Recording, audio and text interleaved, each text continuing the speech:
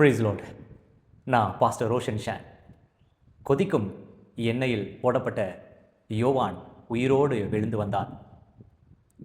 இதை எப்படி நம்புவது? ஒரு அதிர்ச்சியான செய்தி உங்களுக்காக நான் சொல்லவிருக்கிறேன்.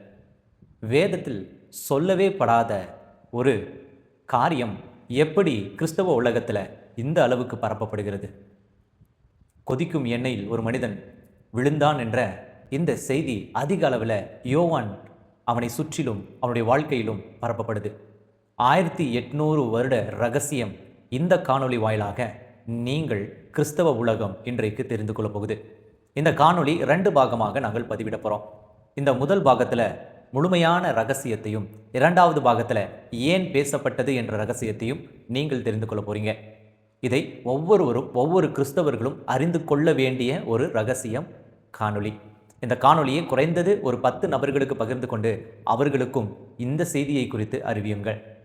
இந்த செய்தி வேதாகமத்தின் அடிப்படையிலும் வரலாற்றின் அடிப்படையிலும் சரித்திரத்தில் குறிப்பிடப்பட்டிருக்கிற குறியீடுகளின் அடிப்படையிலும் அமைந்திருக்கும். உங்களுக்கு நிச்சயமா இது பிரயோஜனமாக இருக்கும். பார்க்க விருப்பம் உள்ளவர்கள் தொடர்ந்து பாருங்க. வாங்க காணொளிக்குள்ள போகலாம்.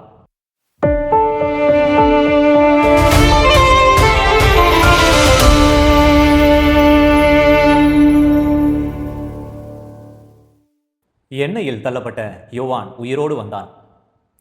இந்த செய்தி ஒரு வரலாற்று முக்கியத்துவம் வாய்ந்த ஒரு செய்தியாக கிறிஸ்தவ உலகத்தில் இன்றளவும் பேசப்படுது.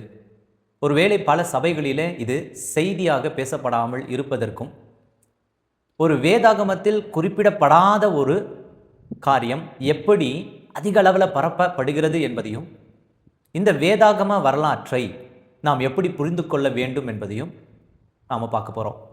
இந்த வரலாற்றை புரிந்து கொள்ள வேண்டும் என்றால், இந்த வரலாற்றின் பின்னணியில் யோவானுக்கு நடந்த காரியத்தை அறிந்து கொள்ளணும்.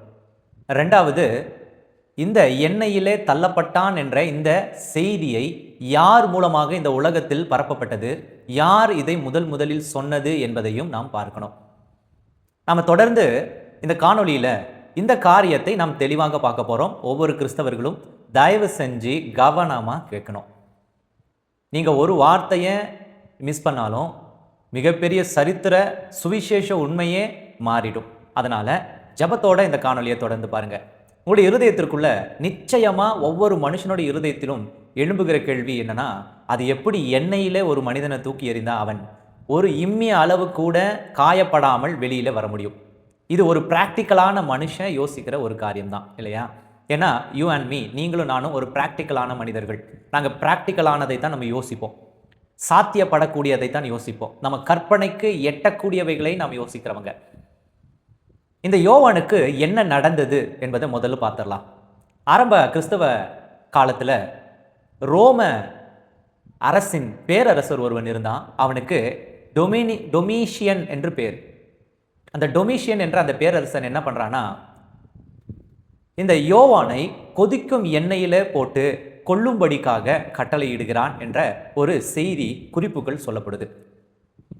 அதைத் தொடர்ந்து அவரை குறித்து சொல்லும் பொழுது அனைவர் எதிர்பார்ப்பது என்னன்னா, கொதிக்கும் எண்ணெயில போடப்படுகிற அந்த யோவான் என்ற அப்போஸ்தலன் நிச்சயமாக மரித்து போவான் என்று சொல்லி பார்த்து கொண்டிருக்கும் பொழுது, அந்த மகா பெரிய சோதனையிலிருந்து காயமே இல்லாமல், இம்மி கடுகளவு ஒரு சின்ன காயம் கூட இல்லாமல் யோவான் உயிரோடு எழுந்து வந்ததை பார்த்தேன் என்று, நடந்தது என்றும் இங்கே குறிப்புகள் சொல்லப்பட்டது.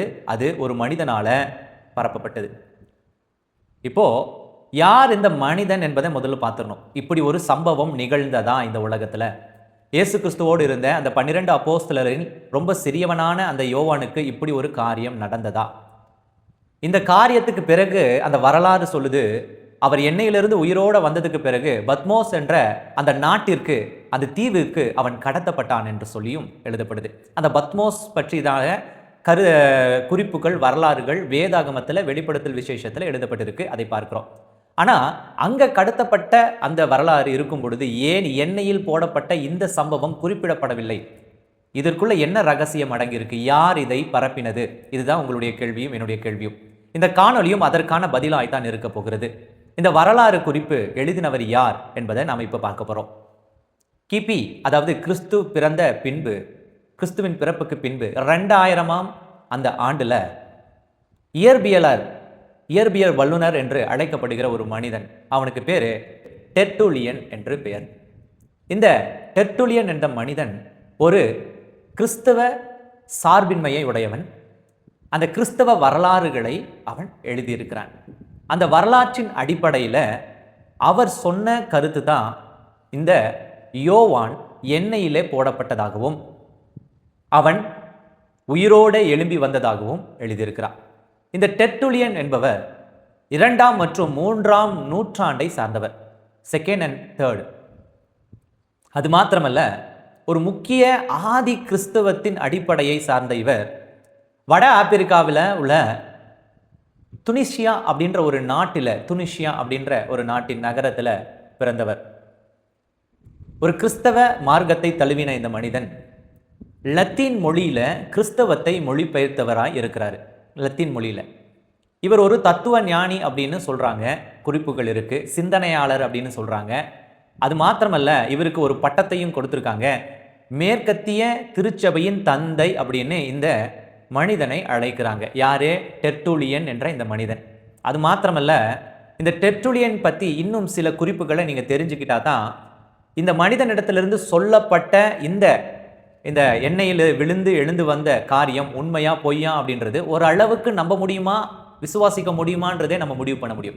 இந்த மனிதனை குறித்து நீங்கள் இன்னும் தெரிஞ்சுக்கணும்னா, திருத்துவம், ட்ரினிட்டி, எத்தனை பேர் நம்புறீங்க? கமெண்ட் வாயிலாக எனக்கு உடனடியாக தெரிவிங்க.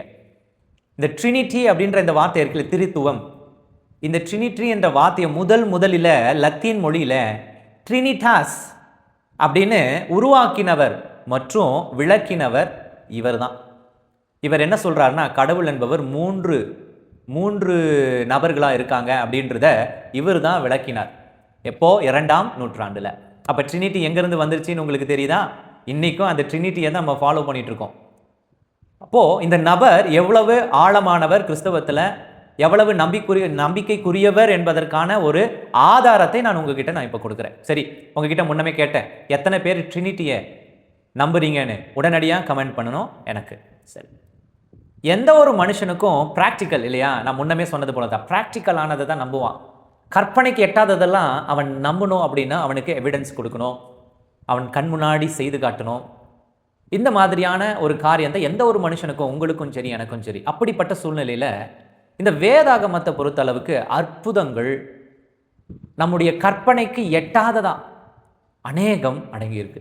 நம்ம கற்பனைக்குள்ளேயே அது வருவது கிடையாது. இப்படி கற்பனைக்கு எட்டாத காரியங்களாய் நம்ம என்னன்னு சொல்லிடுறோம்னா, இது கற்பனை கதை. அதாவது ஏதோ ஒரு மனுஷனுடைய கற்பனையாய் ஒரு அதிகப்படியாய் சொல்லப்பட்ட ஒரு கதை அப்படின்னு நாம சில நேரத்தில் நினைக்க தூண்டுகிறது இப்படிப்பட்ட சூழ்நிலையில்.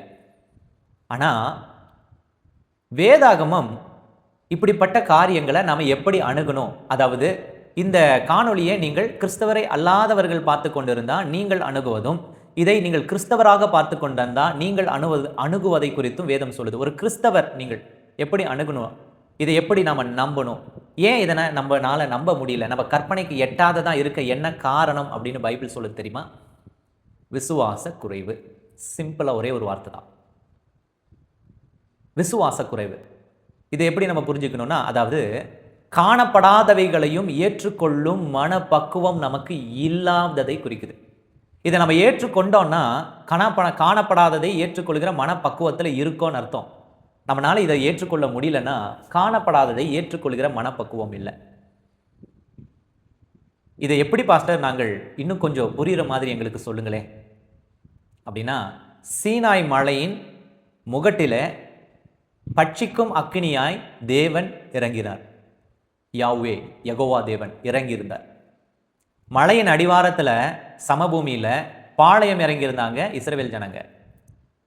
அவங்க எகிப்திலிருந்து அந்த மலையின் அடிவாரத்திற்கு வரும் வரைக்கும் அங்கே எகிப்தில் புறப்பட்ட காரணமான 10 வாதைகளும் சரி, அங்கிருந்து ரெவி தீவு அப்படின்ற ஒரு இடத்துல வந்த மிகப்பெரிய ஒரு போரும் சரி, யாரு? அமலேக்கு அப்படின்ற பயங்கரமான படைக்கு எதிராக ஒரு போரும் சரி, இடைப்பட்ட காலத்தில் உணவு தண்ணீர்ன்ற பிரச்சனையும் சரி, அந்த சீனாய் மலையின் அடிவாரத்தில் 10 கற்பனை 10 கமெண்ட்மெண்ட்ஸ் வாங்குவதற்கான காரியமும் சரி, இது எல்லாமே அவர்களுக்கு கற்பனைக்கு எட்டாத ஒரு கடவுள் தெய்வம் செய்து கொண்டிருக்கிறார், யாவே செய்கிறார் என்பதை ஓரளவுக்கு ஒரு மனுஷனால புரிந்து கொள்ள முடியும்.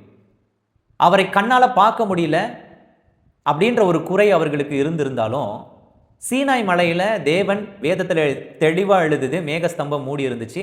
அவர் சீனாய் மலையின் மீது அக்னி ஸ்தம்பமாய், அதாவது பச்சிக்கும் அக்னின்ற குறிப்பிட்ட வார்த்தை சொல்லுது, இறங்கியிருந்தார். ஆனால் அடிவாரத்தில் இருந்த மனிதர்கள் ஆசாரியனாகிய ஆரோன் இடத்துல போயிட்டு எங்களுக்காக தேவனை ஏற்படுத்து, தெய்வத்தை ஏற்படுத்து, எங்களை கூட்டிட்டு போங்கன்னு கேட்குறாங்க. அப்போ இவ்வளவுதான் மனிதன், இந்த அளவில் தான் நாம் இருக்கிறோம். அப்போ இங்க வேதம் சொல்லுது பாருங்க, பேதுரு 2ஆம் அதிகாரம் 12வது வசனம். எல்லாரும் கவனமா பாருங்க. யாராவது இதை பார்த்து கொண்டு இருந்தீங்கன்னா அந்த வசனத்தை கூட கொஞ்சம் கமெண்ட்ல பதிவிடுறீங்களா? It will be helpful for others. சொல்லுது, இவர்களோ பிடிப்பட்டழிக்கப்படுவதற்கு உண்டான புத்தியற்ற மிருகங்களைப் போல தங்களுக்கு தெரியாதவைகளை தூஷித்து தங்கள் கேட்டிலே கெட்டொழிந்து அநீதத்தின் பலனை அடைந்தார்கள். இந்த தங்கள் கேட்டிலே கெட்டழிந்து அப்படின்னு போட்டிருக்கு. அதாவது தங்களுக்கு தெரியாதவைகளை தூஷிக்கிறதுனால கெட்டழிகிறாங்களாம்.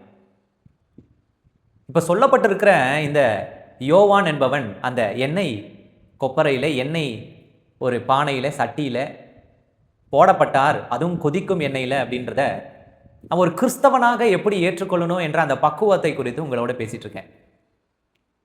இந்த வார்த்தையில நம்ம கற்பனைக்கு நம்மளால நம்ப முடியும். எப்படியா நம்ப முடியும்? எப்படியா கொதிக்கிற எண்ணெயில போட்ட மீனே கருகிட்டு வந்துருமியா, நம்ம எப்படி அப்படின்னு? இட் இஸ் நாட் பாசிபிள் தான்.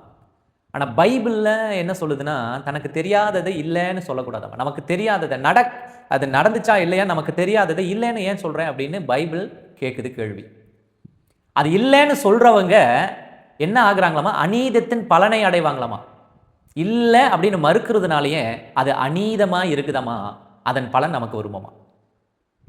புரிஞ்சிருக்கா? சரி, இதை இன்னும் கொஞ்சம் எங்களுக்கு விளக்குங்க, சுருக்கமா விளக்குங்க பாஸ்டர்.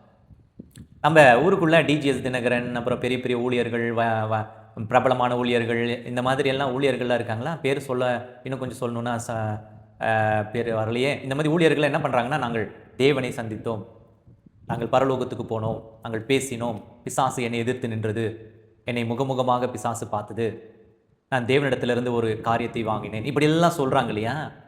இது நம்ப முடியுதா அப்படின்னா, சில நேரத்தில் என்னையா சும்மா போய் பரலோகத்துக்கு போன, தண்ணியில் விளாண்ட, நடந்த, ஓடினேன்ட்டு என்னையா அது அப்படின்ற மாதிரி இருக்கும்.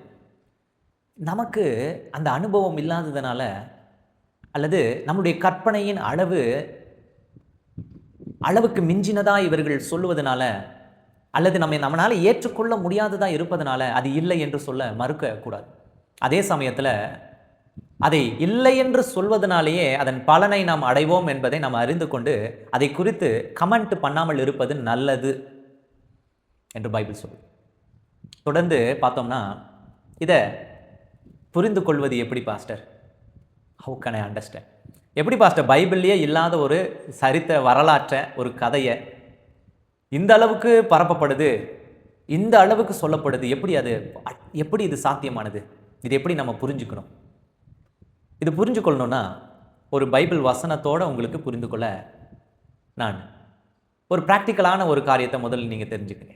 இது புரிஞ்சுக்க, நம் தாயின் கருவில் இருந்து நாம் ஒரு குழந்தையாக பிறக்கிறோம் இல்லையா? பிறப்பு, இதை நம்ம என்ன தெரியுமா சொல்கிறோம்? இந்த உலகத்தில் மறுஜென்மம் எடுப்பாங்க, ஒரு குழந்தையை பெற்றெடுப்பாங்க. அப்படிப்பட்ட அசாத்தியமான ஒரு காரியத்தில் நம்ம பிறக்கும் பொழுது பிசகாமல், அதாவது ஊனமில்லாமல் பிறக்கிறோம். நீங்களும் நானும் இதை கொஞ்சம் நினச்சி பார்க்கணும். நம்முடைய வாழ்க்கையில் அந்த எண்ணெய் கொப்பரை விழுந்தவன் உயிரோடு வந்தான் என்பதை நாம் நம்பணும். அதை எப்படி புரிந்து கொள்ளணும்னா, 2வது காரியம், நம் வாழ்க்கையில் வந்திருக்கிற நோயை குறித்து நீங்கள் ஒவ்வொருத்தரும் யோசனை பண்ணுங்கள். அந்த நோயில் அந்த மரண கட்டுக்களை கொஞ்சம் யோசனை பண்ணி பாருங்கள். இப்போ எப்படி உயிரோட இந்த காணொலியை பார்த்துட்ருக்கீங்கன்றது உங்களுக்கு புரியும். 3வது, நாம் இதுவரை அறியாமலும், அதாவது ஆண்டவரிடத்தில் நாம் தவறியும் அநேக முறை விழுந்தும் போயிருக்கலாம். அதே சமயத்தில் இந்த உலகத்தில் நாம் கொல்லப்படாமலும் பாதுகாப்பாக இருக்கிறோம். என்ன பாஸ்டர் இப்படி சொல்கிறீங்கன்னு கேட்குறீங்களா? நாம் இன்ன வரைக்கும் கொல்லப்படாமல் இருக்கிறோன்ற வார்த்தை சொல்கிறீங்களா? அப்போ நாங்கள் சாகணும்னு நினைக்கிறீங்களா? பைபிள் ஒரு வார்த்தை சொல்லுது. அதுதான் இந்த வசனத்தை உங்களுக்கு காட்டி கொடுக்கணுன்றதுக்காக நான் எடுத்து வச்சுருக்கேன். என்ன வசனம்? யோவான் எழுதின சுவிசேஷ புஸ்தகத்தில் 10ஆம் அதிகாரம் 10வது வசனம். என்ன தெரியுமா சொல்லுது? திருடன், திருடன் அப்படின்றவன் பிசாசுன்னு அர்த்தம். திருடவும் கொல்லவும் அழிக்கவும் வருகிறானே அன்றி வேறொன்றுக்கும் வரா.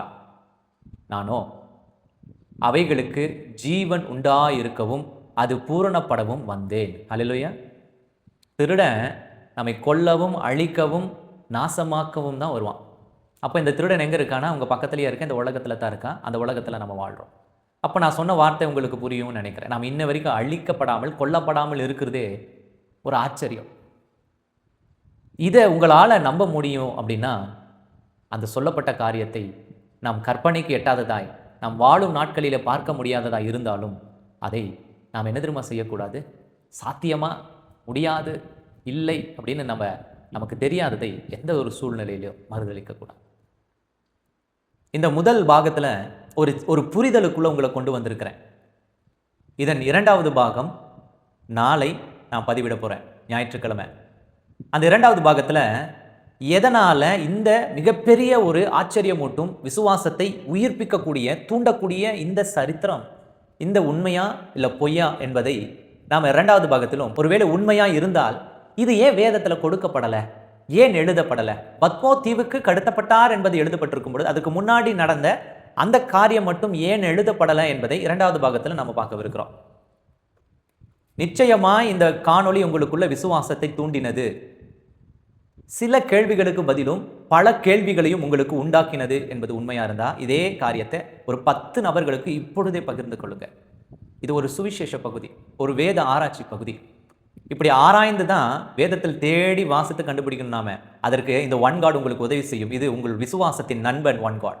ஸோ ஒன் காடை சப்ஸ்கிரைப் செய்யாதவர்கள் உடனடியாக இப்போ சப்ஸ்கிரைப் செய்துக்குங்க. நிச்சயமாக உங்கள் ஆவிக்குரிய வாழ்க்கையில், இந்த உங்களுடைய கிறிஸ்தவ வாழ்க்கையில் ஒரு நண்பனாக உங்களை மேலே நடத்தி செல்லும். நீங்கள் பகிர்ந்து கொண்டீர்கள் என்று நான் கிறிஸ்துவுக்குள் விசுவாசிக்கிறேன். நீங்கள் சப்ஸ்கிரைப் செய்தீர்கள் என்று விசுவாசிக்கிறேன். உங்களுடைய எல்லா முயற்சியும் ஆசீர்வதிக்கப்படும்.